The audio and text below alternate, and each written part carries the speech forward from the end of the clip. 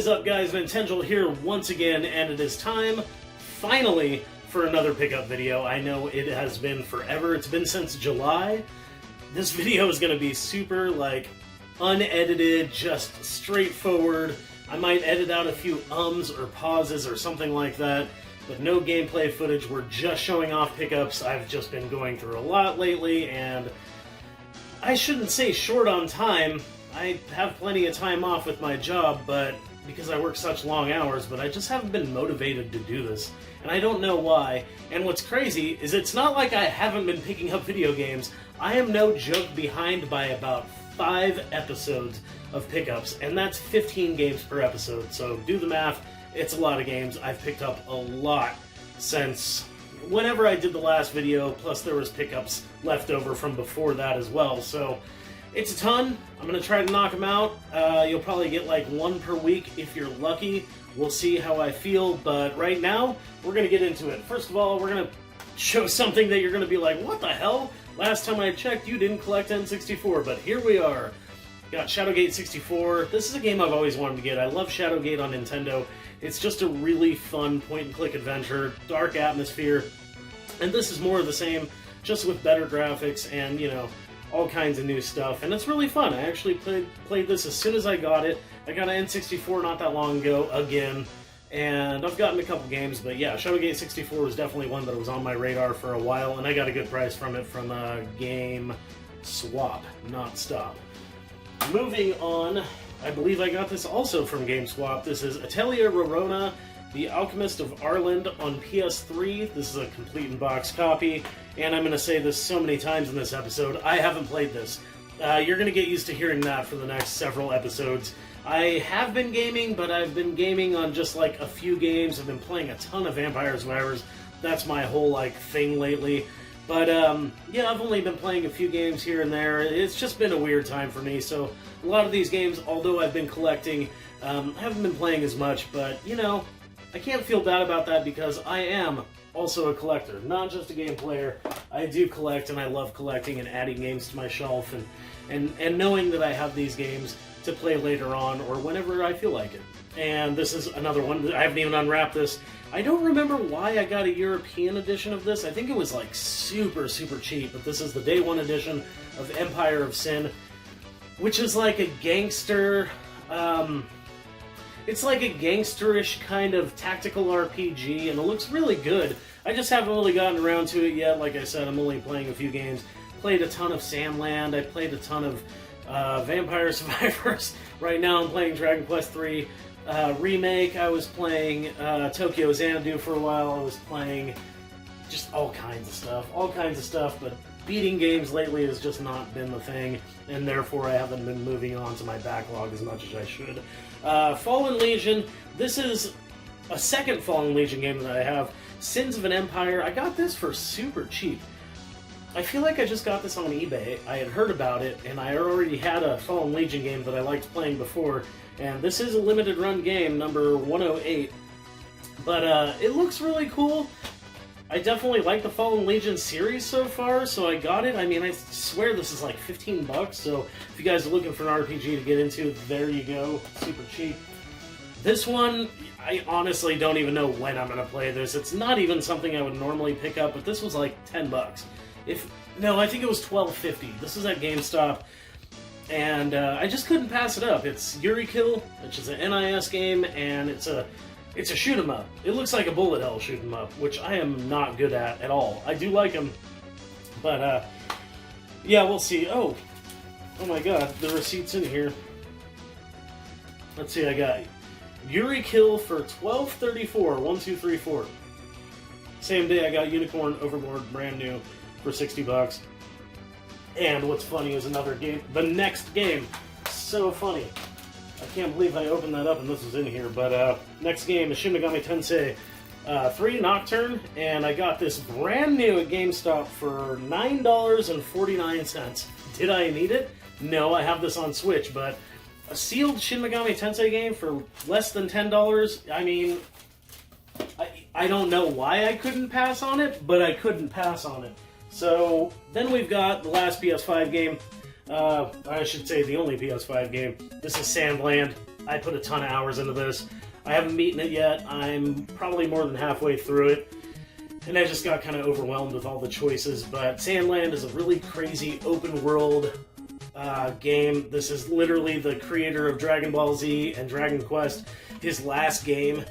And it's this crazy, like, action RPG, but you can build tanks, so you can have action RPG elements and battles outside of your tank, but you can also get inside your tank and have these crazy tank battles with super customizable tanks and cars and motorcycles. You have a whole shop where you can just integrate different parts into different vehicles, and it's completely customizable, super fun. If you have not played Sandland, this is the game on this pickup list that I have played the most. Many, many hours.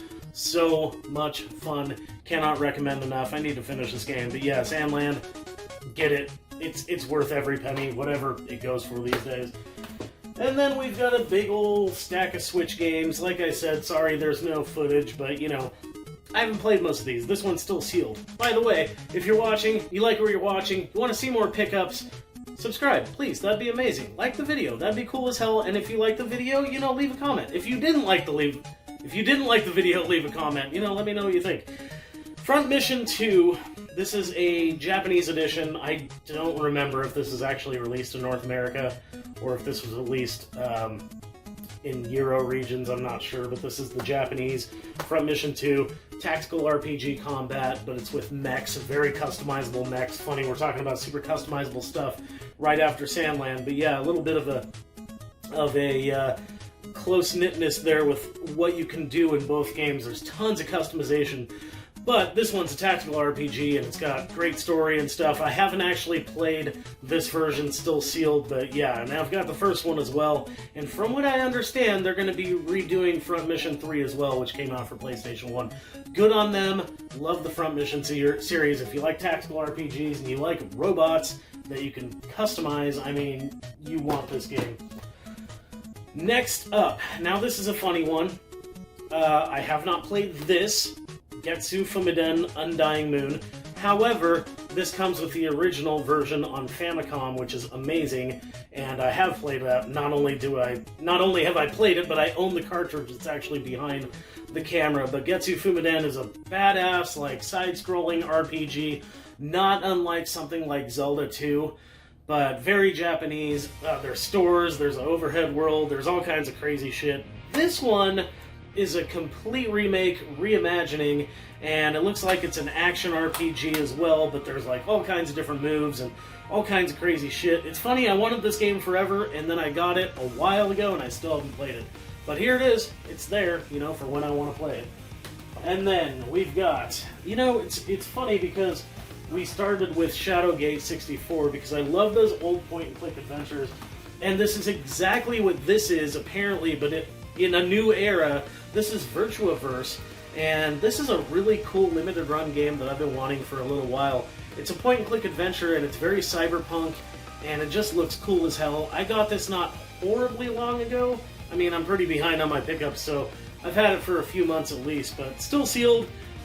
Just haven't gotten around to it yet, but it looks really damn cool. It looks really dark and cerebral, and just like, you know, neon lights everywhere. And I saw a preview for this game, or maybe it was a review, and I instantly put it on my want list. And so I'm looking forward to this one. If you like cyberpunk stuff and old school point and click, you might look into this game. And next, a game that I don't think I've played. I feel like the last Rune Factory game I played was Rune Factory 4?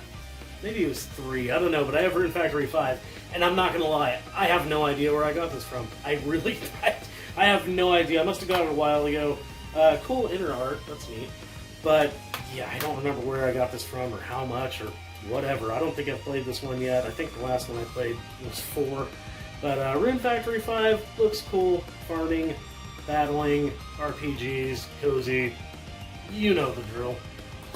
And I told you I was going to be saying this a lot. I have not played Dead Cells at all. At all. In fact, I had no intention of playing Dead Cells until I saw this. Dead Cells Return to Castlevania Edition, which it's Dead Cells but with Castlevania, and it was super cheap. It was like $25, I think. And yeah, it looks rad. I have no idea what Dead Cells is all about. I think it's roguelike, but side-scrolling. And then you have the alternative art that looks like an NES box, which is cool. And I have the hiccups. It wouldn't be a Nintenjoel video if I didn't have the hiccups in between spouting nonsense about video games that I haven't played. Okay, so anyways, we've got a few more. This one's cool. I haven't played it. This is a very common thing. Dragon Quest Treasures. It looks cool. You hunt for treasures. It's the childhood version of Eric from Dragon Quest XI. I think his name is Eric, right? And his sister, I think. But you're hunting for treasures. I think it's action RPG. It looks cool. You know, the insides are just so boring for the most part these days. Just white. I mean, really?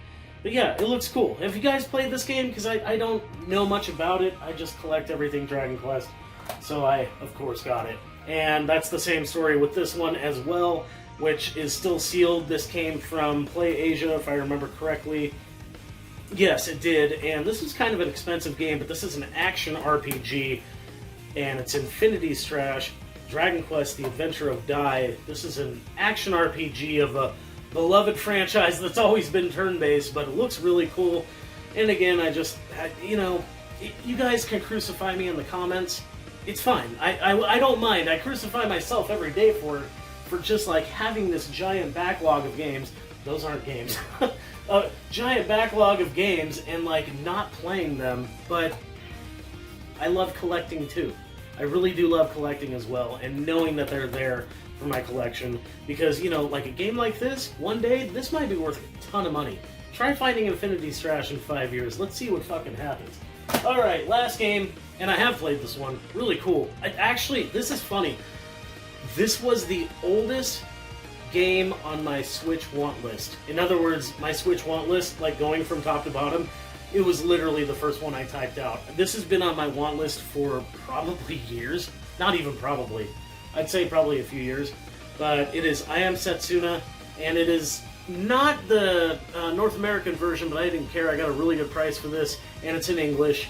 But I think it's a Japanese version. But I Am Setsuna is a turn-based RPG. It all takes place in a snowy land, and the atmosphere is really cool. The music's beautiful, and it's just a traditional turn-based RPG, which I feel like our world is missing these days. Like, we need more of those, you know what I mean? But yeah, here we go. I Am Setsuna finally crossed off the biggest one on my list. What's funny is the next pickup video I do, I crossed off the next one on my want list that was at the top. So I'm making steps, man. I'm making progress, even though my want list grows every single day. Getting the games I want, ridiculous. You guys don't know yet because you haven't seen them all, but I think I am up to 185 Switch games. And that's a very curated set of games, too. It's all adventure and RPGs and Metroidvanias, a few exceptions. But yeah, I'm really, really working on Switch. I love the Switch. It's literally probably my favorite system at this point. Just so many good ports, so many games, I can't stop buying for it. So in the future, these next few episodes, you're going to see a lot more Switch goodness. Some of these pickup episodes are going to be like 90% Switch games, so be prepared for that. It'd be awesome if you guys subscribe, like, comment, all that. That'd be sweet. Thank you guys so much for watching. Thanks for your patience. I will try to get more videos out in a timely fashion. We'll see, maybe next week. If not next week, the week after. I'll see what I can do, but thank you for your patience. Thanks for your love and support. You guys are amazing. Much love. You guys rule, and keep rocking the retro games.